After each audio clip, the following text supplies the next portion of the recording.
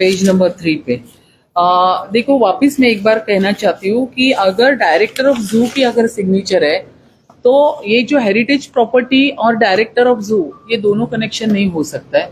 Heritage बंगले का पूरा वर्क यहाँ पे only maintenance department, heritage maintenance department उनके माध्यम से ही होता है। ये अगर जू का टेंडर है तो इसमें बाहर का जो परिसर है उसी का काम रहेगा। कॉन्फ्रेंस ठीक है, इसके बारे में जो भी डिटेल्स है वो मैं उनसे ले लेती हूँ कि क्या आदित्य ठाकरे ने जो भी आरोप लगाया उसका मैं यहाँ पे स्वीकार नहीं करती हूँ, क्योंकि उन्होंने पहली बात तो 5.5 करोड़ है भी नहीं इसके ये टेंडर में। तो कुछ भी वो अपने पार्टी के जो विरोधी पक्ष नेता और या तो कोई उनके जो नगर सेवक उनके माध्यम से जो उनको पूरा मटेरियल मिलता है उसके ऊपर अगर वो बात करते होंगे तो मुझे इस चीज का बहुत दुख लगता है कि उबाटा के इतने बड़े नेता जवाबदार उन्होंने इस तरह से स्टेटमेंट करना बहुत ही गलत है। सच्चाई क्या है इसमें? क्या सच्चाई मैंने अभी आपको नहीं, देखिए ये जो पूरा टेंडर है ये महापौर हेरिटेज बंगले का है नहीं। इस टेंडर में डायरेक्टर ऑफ जू की साइन है। ये पूरा टेंडर रानी के बाग का है।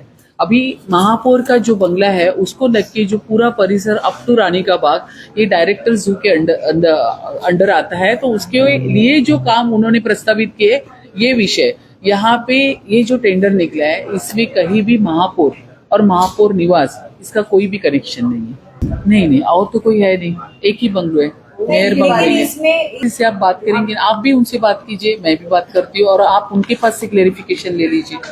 लेकिन आपका ही बंगला है और इतना बड़ा टेंडर नहीं, लेकिन मैंने अभी आपको काफी देखो ये क्या है, ये एडमिनिस्ट्रेशन का प्रोसेस है, ये मेरा प्रोसेस नहीं है। यहाँ पे जो भी काम निकलता है एडमिनिस्ट्रेशन के लेवल पे होता है और उसके बाद में वो कमिश्नर मैडम के पास साइन होके फिर वो डीएल पे आता है। अब डीएल आपके इनफैक्ट मुझे आपके माध्यम से ये सब आज मैंने मटेरियल कलेक्ट किया है। आप लोगों ने सुबह से ये किया तो मैंने जाके त्रिपाठी को फोन किया, तब जाके मैंने ये व्हाट्सएप पे पूरा टेंडर का कॉपी मांगा और पूछा ये है क्या, मुझे भी बताओ आप। ये मैंने आपके माध्यम से ही लिया है। तो ये प्रोसेस मेयर को बताने की उनको जरूरत नहीं पड़ती है। जो भी है मेयर का बंगलों का मेंटेनेंस है, मेयर के बंगलों के बाहर का पूरा परिसर है, हर एक डिपार्टमेंट अलग अलग है। मेयर का बंगलो हेरिटेज, मेयर के बाहर का परिसर पूरा जू के अंदर आता है। ऐसे अलग अलग डिपार्टमेंट है तो वो अपने यहाँ से अलग अलग प्रस्ताव प्रस्तावित करते हैं और उनके काम वो निकालते रहते हैं। इसके लिए जरूरी नहीं कि वो मुझे मेरे साथ उसका डिस्कशन हाँ किए है।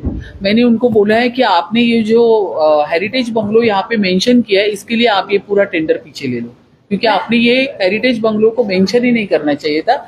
जो गलती उन्होंने एक्सेप्ट की है और उन्होंने कहा हम इसको पीछे लेते। मैम ऑलरेडी जो है मेयर बंगलो पे 3.40 करोड़ रुपए जो है वो स्पेंड कर दिया गया है रिनोवेशन के लिए, और आपको नहीं लगता ये जो नया टेंडर है इस पे जो है 2 करोड़ से ज्यादा खर्च होना नहीं मैडम कैंसिल किया जाना चाहिए।